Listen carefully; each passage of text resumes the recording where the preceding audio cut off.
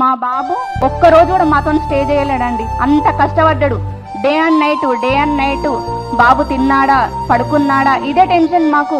వాళ్ళు ఒక గోల్ అనుకున్నారంటే ఆ గోల్ సాధించాలని ఎన్ని నిద్రలేని రాత్రులు గడిపారో, ఎంత ఉపవాసాలు ఉన్నారో, ఎంత కష్టపడ్డారో అది మాకు కళ్ళ నిండా మేము వీడియో కాల్ చేసి మేము చూసినాం. ఒక్కొక్క రోజు 2కి 3కి రేపు ఎగ్జామ్ అనగా ఇంకా అదేంటి కోచింగ్ సెంటర్లో అశోక్ నగర్లో ఉన్నప్పుడు కూడా చాలా రాజకీయాల తరఫున ఇది పెట్టొద్దనో చేయొద్దనో వగేర ఏదైనా వైరల్స్ కావచ్చు, కానీ దాని ప్రభావం కూడా పిల్లల మీద చదువుకోకుండా డిస్టర్బెన్స్ అయింది. అయినా కూడా కోచింగ్ సెంటర్ నుండి మా బాబు బయటకు రాలేడు.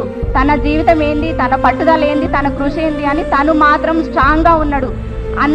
అన్ని డిస్టర్బెన్స్ మధ్యన ప్రిలిమ్స్ ఒకసారి మీరు పెట్టిన తర్వాత గత ప్రభుత్వము ముందు ప్రభుత్వం పెట్టిన తర్వాత కూడా దానికి ప్రిలిమ్స్లో ఏదో జరిగింది, అవకతవకలు జరగాలంటే ఎవరో చేసిన పాపానికి మా పిల్లలు బలైనరు. సరే అప్పుడు కూడా పిల్లలకు అంత మెరిట్ లిస్ట్లో వచ్చినాక కూడా వాళ్ళ మైండ్ అనేది డైవర్ట్ కాకుండా సెకండ్ ప్రిలిమ్స్ పెట్టారు. అప్పుడు క్వాలిఫై అయ్యారు. అప్పుడు తమ్ము లేదన్నారు.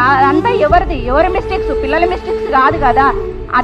అది కూడా తన్నుకొని బయటపడ్డారు. థర్డ్ ప్రిలిమ్స్ కు క్వాలిఫై అయినారు, మెయిన్స్ రాశారు. మెయిన్స్ ముంగట కూడా చాలా డిస్టర్బెన్స్లు వచ్చాయి. అయినా కూడా వాళ్ళు కాన్ఫిడెన్స్ తగ్గకుండా చాలా కష్టపడి కృషితోని వాళ్ళు పట్టుదలతో మెయిన్స్ రాశారు. మెయిన్స్ రాసినా కూడా అప్పుడు రిజల్ట్ వచ్చినప్పుడు, ర్యాంక్ వచ్చినప్పుడు ఎవ్వరూ ఏం మాట్లాడని వాళ్ళు తీరా ఇప్పుడు మెడికల్ అవి అన్నీ అయిపోయి తీరా జాబ్లో జాయిన్ అయ్యే ముందు ఇలా అయింది అలా అయింది అని అపోహలు రావడము, ఒకరి మీద ఒకరు రాజకీయ పరంగా స్వార్థపరంగా రాజకీయ నాయకుల స్వార్థపరంగా ఇలాంటి ఇష్యూస్ తేవడము పిల్లల జీవితాలను అన్యాయం చేసినట్టయితే ఒక పిల్లల భవిష్యత్తు ఆలోచించండి. తల్లిదండ్రులది మాది సగం జీవితం అయిపోయింది.